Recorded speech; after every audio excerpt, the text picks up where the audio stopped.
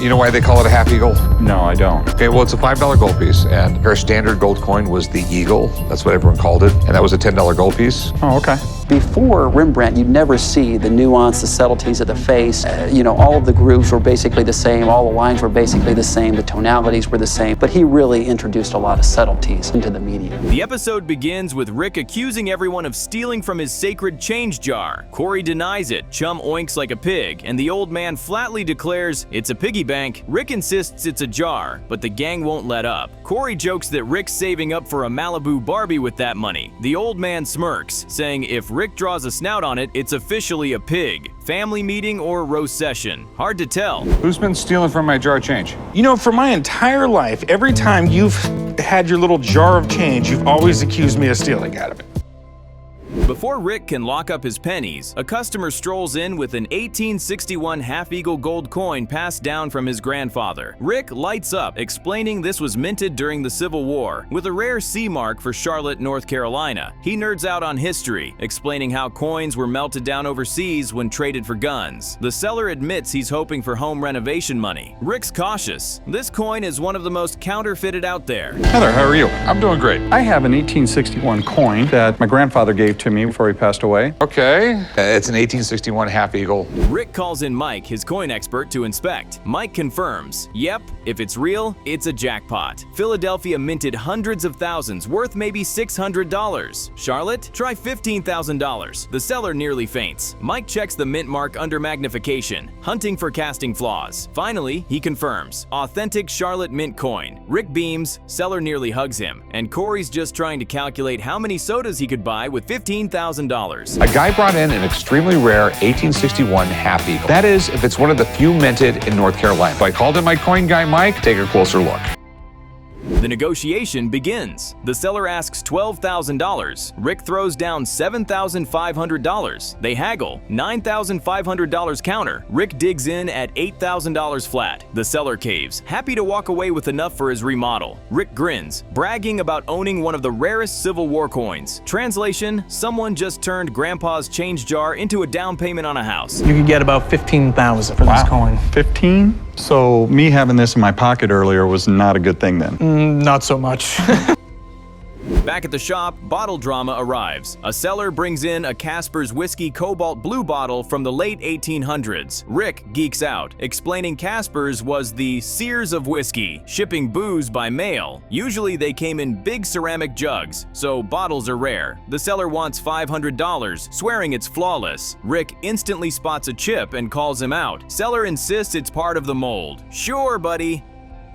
Oh, we have Casper's whiskey, made by honest North Carolina people. It's definitely cool, man. I mean, they came out right after the Civil War. They haggle. Seller at $350. Rick at $250. Finally, they meet at $300. The seller's happy, saying he'll just buy more bottles. Rick shrugs, tossing it in the pile. Honestly, the negotiation felt less like Pawn Stars and more like a flea market haggle over Tupperware. But hey, at least no one tried to store Malibu Barbies inside it. That's not part of the mold.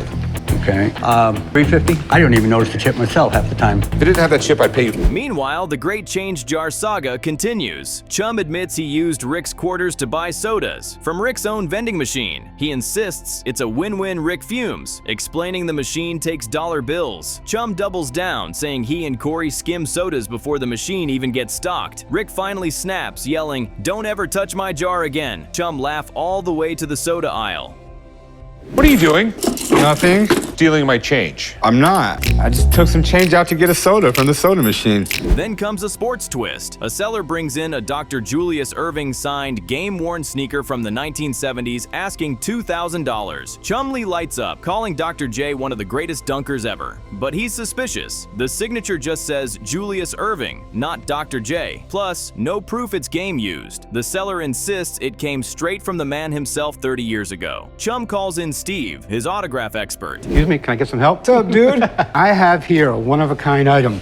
It's a Dr. Julius Irving. Steve examines the ink, signature flow, and compares exemplars. Verdict: the signature is 100% authentic. Game worn? Possible, but can't be proven. Value? Around $400 to $500 tops. The seller's face drops. His $2,000 dream just got dunked on harder than Dr. J over Kareem. Chum offers $400, seller counters $800, but neither budges. Seller walks, muttering he'll give it to his grandson instead. Chum shrugs. Close, but no slam dunk. A guy came in with a signed Dr. J basketball shoe from the 70s. It could be a sweet investment. Now Steve's here to take a look. Meanwhile, Rick continues raging about his stolen quarters. Corey admits he borrowed 65 cents and left an IOU. Rick flips out, saying that's theft. Corey argues it's not theft if there's a receipt. The old man laughs, saying he'd steal soda money too, IOU or not. Rick insists a workplace should be theft-free, but his family sees his jar as a communal snack fund. Translation: Rick's running a pawn shop / daycare hybrid. Rick, I got a business to run here. I ain't worried about your damn piggy bank. I've collected change like this for years, and now every time I go to put change in it, there's less change in it. Finally, the family springs their big prank. Rick comes back to his desk to find his jar replaced with an actual piggy bank labeled Little Ricky's Piggy Bank. He stares in horror as they laugh, telling him it's custom made. Rick asks where his money went. The old man smirks. "We spent it buying the bank." Corey slides over the IOU like it's a trophy. Rick gives up, muttering he needs a new hiding spot. What's going on, son? Oh, nothing. Where's my jar? Where's my jar? Should be right there. This is not my jar. This is a bad joke. The episode ends with Corey declaring change jars off limits, while the old man insists anyone can raid them for sodas. Rick, beaten down, storms off. The old man calls it piggy male menopause. Chumley oinks again. Corey cracks up, and Rick's left questioning his entire family. Lesson of the day? In the Harrison household, money doesn't talk. It oinks. Son, Whatever. You gonna go find a new hiding spot? bye, piggy. Male menopause is what they call it, I think. Something like that. The episode opens on a sentimental note. Lily announces her one-year internship is officially over. Corey blurts out, "Not pregnant, are you?" which earns him a death glare. Rick praises her as a fast learner who shows up on time, already rarer than half his employees. The old man even gets soft, saying he's proud she didn't pick up Chum's bad habits. A rare moment of sweetness, before Corey ruins it by admitting he doesn't even know her last name. Classic. I have some news. Not pregnant, are you? No. But sentimentality doesn't last long. A seller strolls in claiming to have a Pony Express Bible, hoping for $5,000. He brags it's one of 300 printed in 1859, bought in a $40 box of estate sale books. Rick's history brain goes into overdrive, explaining how the Pony Express was basically FedEx on horseback, carrying Lincoln's inaugural address across the country in under 8 days. Jokes it's dumb to carry extra Bible weight while galloping 100 miles a day. This is a Pony Express Bible. Okay, so it's a quick read. The seller insists writers swore their oath on these Bibles. Rick isn't convinced. It's an awful shape, spine falling apart, missing pieces inside. Unsure, he calls Rebecca, his book expert. The seller's hopeful, dreaming his copy could be number 13 of only 12 known. Rick mutters he's expecting Rebecca to tell him it's worth maybe $300. Oh, Rick, you know it's never that easy. But the name itself, so legendary and iconic, the majority of the items out there. Rebecca arrives and breaks it down. This is actually an Overland Mail Company Bible, not official Pony Express. Cue the seller's crushed expression. But then she delivers a twist, still worth $6,000 to $7,000, even in rough condition. Rick looks stunned, muttering he thought it was worthless. Corey cracks the perfect line. Ride 100 miles a day on a horse. First thing I do is hit the bar, not the Bible. Even Rebecca laughs. Pony Express Bible. Okay. From what I've found, there's only 12 known to exist. Negotiations kick in. The seller clings to $5,000. Rick lowballs at $2,500. They bicker. $4,000 asked, $3,000 offered. Rick stands firm, repeating $3,000 final. The seller caves, saying he'd rather have the cash than a shredded antique. Watching Rick's face as he forks over $3,000, half pain, half smugness, is peak Pawn Stars. It's like he just adopted a horse he didn't want, but will brag about forever. I really want $5,000 for it. I'm not gonna do $5,000. What will you do? $2,500. Yeah, I can't take $2,500. Back at the shop, Chum tries abusing his authority. He tells Lily Lily to polish silver now that she's paid staff. Rick walks in furious, shutting it down. She's not your personal assistant. Chum whines he was just mentoring. Rick isn't buying it. Watching Chum try to mentor anyone is like watching a goldfish teach swimming. Technically possible, but doomed. This is why Lily's internship was such a miracle. All right, as part of your training, I'm gonna have you do all these, and just let me know when you're done. I'll come check them. Oh.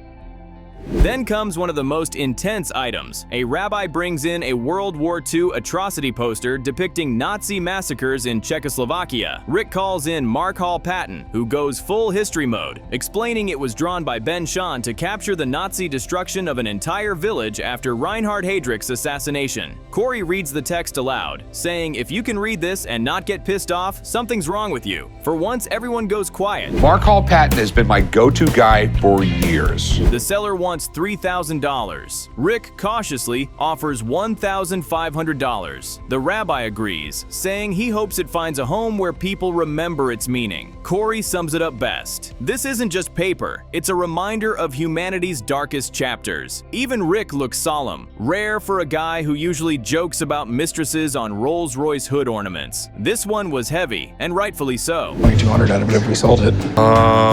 Will you take $1,500 for it? Yes, I will. Mood whiplash. A seller wheels in a Pepsi R2D2 vending machine from Japan, complete with lights and sounds. Corey geeks out, explaining Pepsi beat Coke for the Star Wars license, and Lucas made more money off toys than movies. The seller, a hardcore fan, asks $5,000, comparing it to a Picasso. Corey nearly chokes. Did you just compare a soda machine to Picasso? Somewhere, George Lucas is sipping a Diet Pepsi and laughing. All right, this one I got in Japan. Came out in a promotion over there in 2006. Corey offers $1,000. Seller insists $3,500. Corey refuses to budge. The seller storms out, muttering Corey lowballed him. Corey shrugs, because nothing screams fine art like an R2D2 that spits out Pepsi cans. Honestly, I can't tell if the guy was more insulted by the offer or by Corey mocking his shirt. Either way, no deal. I'm assuming you came in here looking to sell it, right? Yep, I'm looking to sell it. What are you looking to get out of it? I'm looking to get out $5,000 for it. Back at the counter, Chum is already scheming again. He asks Rick how much interns get paid because he's posting an ad for a new one. Rick immediately shuts it down. He's not letting Chum anywhere near HR. Chum insists he mentored Lily, claiming he showed her everything he knows. The old man cuts in with the ultimate roast. Let's hire another intern. Get rid of the village idiot. Chum looks betrayed. Rick laughs. Corey just nods in agreement. Brutal. You know what, Chum? I will take care of that part of my business. And that's where the episode ends. Lily upgraded from intern to employee. Rick snagged a Bible for $3,000. Corey passed on a soda-spitting droid. And Chum Lee got roasted into oblivion. The moral? In the pawn shop, history is valuable, Star Wars merch is debatable, and interns should never take orders from Chum. I ain't threatening to fire Chum. I'm saying that we could take care of a certain problem we have. What do you got there? Pink 1969 rear load beach bomb. That's the holy grail of Hot Wheels, isn't it? It sure is. What do you want for it? Damn. A bargain. The rarest of all rare toys. Imagine walking into the pawn shop holding the rarest Hot Wheel in existence. That's exactly what this guy does. The 1969 pink rear loader beach bomb. Rick's eyes nearly pop out of his skull. The seller calls it the holy grail of Hot Wheels, and he's not wrong. Then Rick hears the price, $150,000 for a toy car. Rick's face says it all, pure sticker shock and existential dread. 1969 rear load beach bomb. It's the holy grail of Hot Wheels, isn't it? It sure is. It's in mint condition. These are the original surfboards that go with it. The seller explains he's got 6,000 Hot Wheels in his collection. Yeah, this guy's garage probably looks like a Mattel museum. Rick admits he knows more about Volkswagens than toy cars, but the nostalgia hits him hard. Every kid had Hot Wheels growing up, he says, clearly having flashbacks to racing them down homemade ramps. Then the seller says he's selling it to help pay for his daughter's wedding. Oh boy, that's pressure money. All right, do you know anything about it? They actually stopped making the variety and made a different variety of the Volkswagen bus. Okay. Hence, this was never for sale to the public. That's why it's so valuable. Rick Rick's intrigued but skeptical. It's one of those little tidbits of history, he says, but his poker face screams, "I need an adult." The seller drops the fun fact. This model was never sold to the public, only test produced before being scrapped for a safer design. So yeah, that makes it insanely rare. Rick calls in his toy expert buddy Johnny Jimenez because, let's be honest, even Rick doesn't trust himself with a $150,000 miniature van. Tell me what we got. These are 1970 Weltron UFO stereos. And these are actually two different models. This is the first model that came out that has the 8-track. Another seller walks in with two 1970 Weltron UFO stereos. They look like flying saucers straight out of a 70s sci-fi movie. Chumley's clueless as usual. "You guys know what 8-tracks are, right?" the woman asks. Chum goes, "No, I'm all about digital downloads." Bless his millennial heart. The man probably thinks an 8-track is a protein shake flavor. I mean, yeah, obviously in the early 70s, everything was about space. Just about everybody was making something kind of space-aged. People got into it. Yeah, a lot of really fun stuff. The seller says she got them at a shag divorce party. You heard that right? She's asking $3,000 for both. Big Hoss gives her a reality check faster than you can say retro. He says they're worth about $300. They settle on $550 after some light begging. Honestly, it's less of a negotiation and more of a garage sale with attitude. Still, Chum looks proud, which is wild because he didn't do a thing. A guy came in with an extremely rare Hot Wheels car. I know it's worth a lot of money, but I don't know if it's worth over $100,000. Back to the Hot Wheels showdown. Johnny Jimenez from the Toy Shack arrives, white gloves and all. The man's reverence for this little pink van is unmatched. This changed the industry, he says, like he's talking about the Mona Lisa. Apparently, only two pink versions exist. One prototype, one early production. Johnny inspects every detail like he's decoding a Da Vinci painting. Rick's just hoping it's not a knockoff from a cereal box. So what are you looking for? This is a different base than the early production ones. So this is definitely the prototype. And there's certain things in the lettering, the bumpers. Johnny confirms the impossible. It's the prototype. Every detail, from the lettering to the bumper casting, screams authentic. Then comes the jaw dropper. It's easily worth $100,000. Rick's smile freezes like Windows XP. You can tell he's thinking, I was hoping for 10 grand, not a new house payment. The seller's grinning like a man who just hit the Hot Wheels jackpot. Nah, we're not in the same neighborhood. I'll go 65 grand. No, I'll go down to 140.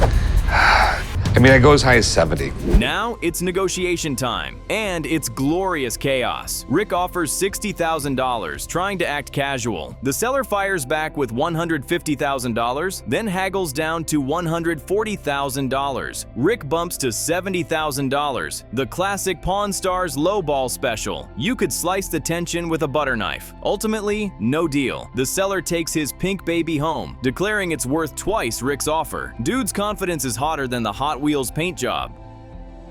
Sammy Davis Jr.'s memoir. Why? There's a lot of people out there with really interesting lives, and it's fun to read about it. Cut to Chumley and Rick having a deep conversation. Rick's reading Sammy Davis Jr.'s memoir, and Chum suddenly decides he's writing his own autobiography. "My life would be the best memoir ever," he brags. Rick deadpans, "You usually write a memoir after you accomplish something." Ouch. Chum doesn't miss a beat. "I've been in a war too, a war on these streets. I nearly choked on my coffee." Hey, how's it going? Fine, fine. I have here an etching of one of the most famous moms in the world.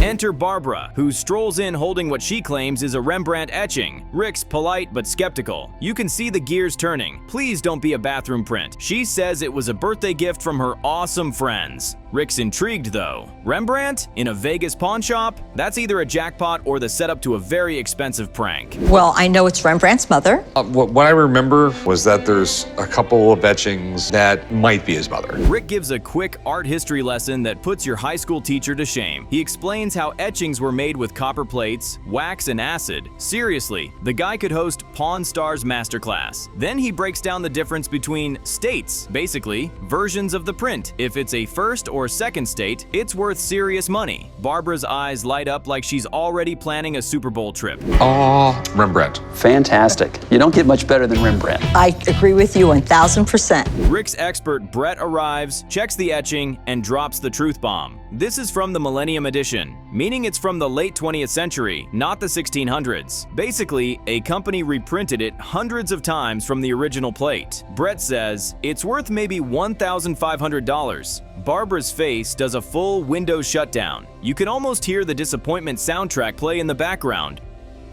Like it was done by someone other than Rembrandt. Okay, so just not interested in selling it. What would you offer me? I give you like $800 for it. No, not at all. Rick offers $800, trying to soften the blow. Barbara's like, nope. She insists it's worth more, packs up, and leaves with dignity. Honestly, respect. Not everyone walks away from the Pawn Stars counter without turning into a meme. Still, Rick looks relieved, because let's face it, he dodged a $10,000 art disaster. Dad, What? banging it is not going to make it work.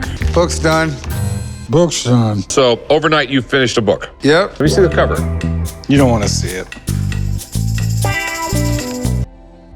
We end on peak Chumley energy. He slams his notebook on the counter. Book's done. Rick opens it. It's completely blank. Chum goes, you judge a book by its cover, and that's one hell of a cover. Rick just stares like a parent questioning all their life choices. Chum throws out title ideas. The Book of Chum, 50 Shades of Chum, even Damn Chum. Absolute comedy gold. The episode opens with chaos in the parking lot. Rick scolds the old man for parking across white lines like a toddler with crayons. Pops defends himself, claiming drivers in their 60s and 70s are the best. Corey rolls his eyes, saying, if you believe that, you shouldn't be driving. The old man fires back, yelling, he's the best damn driver alive. Honestly, watching him argue about driving feels more dangerous than his actual driving. A seller then strolls in with rock and roll history, a 1965 Dan Electro Longhorn bass guitar owned by John Entwistle of The Who. Rick lights up, nerding out about the British invasion, though he hilariously calls it the English invasion until corrected. The seller casually drops a $50,000 asking price, saying he needs money for a new home. Rick nearly chokes. He loves The Who, but he loves his wallet more.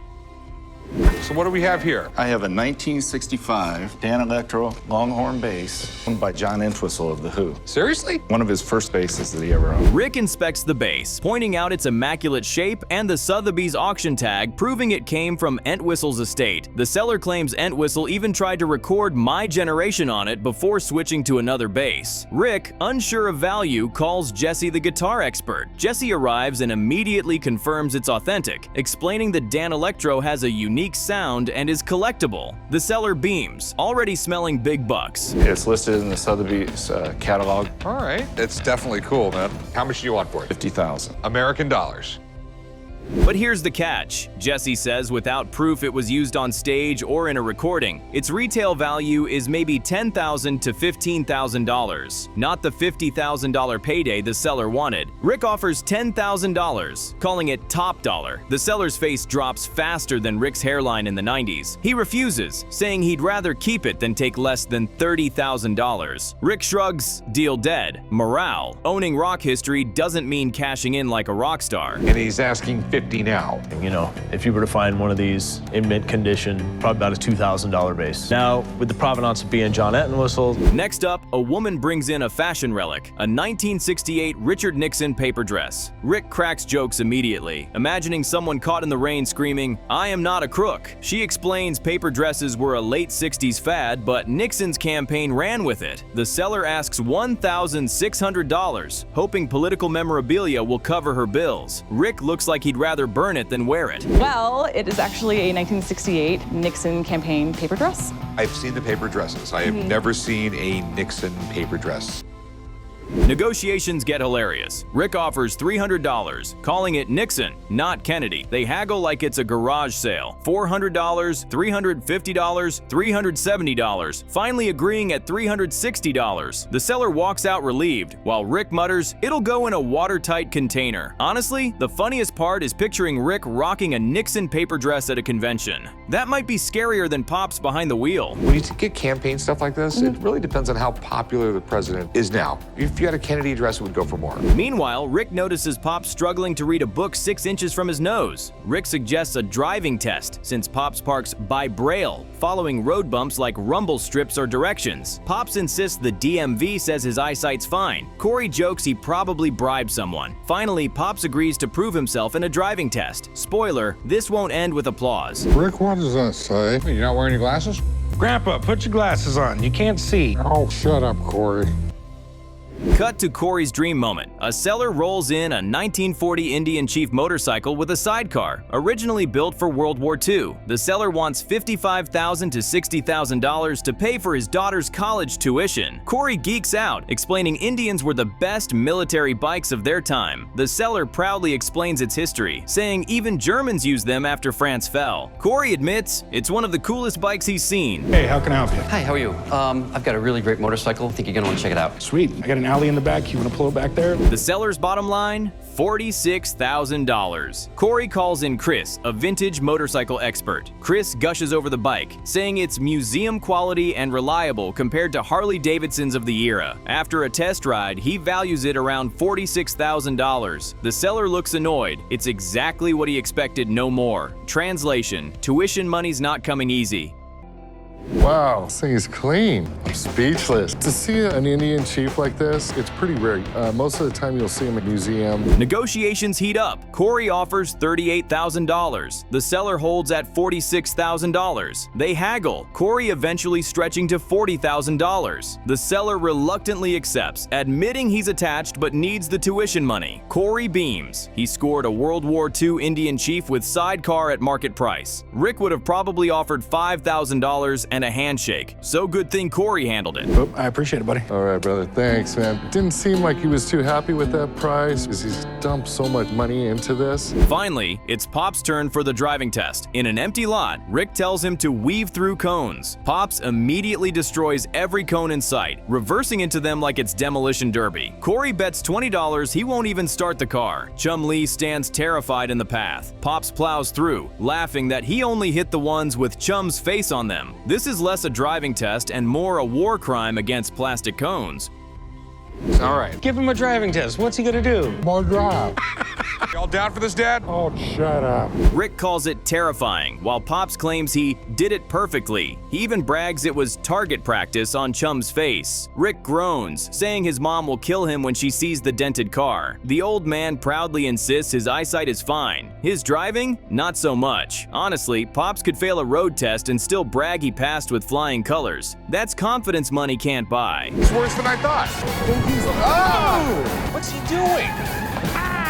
You guys might want to back up here. Dad! This is ridiculous. The episode closes back in the parking lot. Pops parks dead center between two lines and smugly brags about it being perfect. Rick points out he's in Rick's spot. Pop shrugs, saying, "Didn't see your name on it." Corey laughs, encouraging him to keep messing with Rick. End of episode, lesson learned. Pops isn't failing any road test. He's redefining them. Can you tell me why you parked in my parking spot? I wanted to show you that I'm a good driver, so I parked directly between the two lines. The episode launches straight into hyperdrive when a seller drops what he calls the holy grail of Star Wars collectibles, a one-of-a-kind 1979 rocket-firing Boba Fett prototype. He proudly announces it's worth $150,000. Rick, trying to act cool, admits he's only seen Star Wars 3 times in 40 years. That's less than the number of times Chum lost the shop keys last month. Clearly, Rick isn't ready for this galaxy far, far away. This is a one-of-a-kind rocket-firing Boba Fett. This is the rarest Star Wars prototype in the world. The seller explains this toy was displayed at the 1979 Toy Fair with a spring-loaded rocket that Kenner glued down after realizing kids could choke to death. Translation: Star Wars' deadliest villain wasn't Darth Vader. It was Boba Fett's backpack. Rick jokes about hoping the price isn't from a galaxy far, far away. Spoiler, it is. Seller sticks firm at $150,000. Rick sighs and calls in Steve, his resident Star Wars super nerd.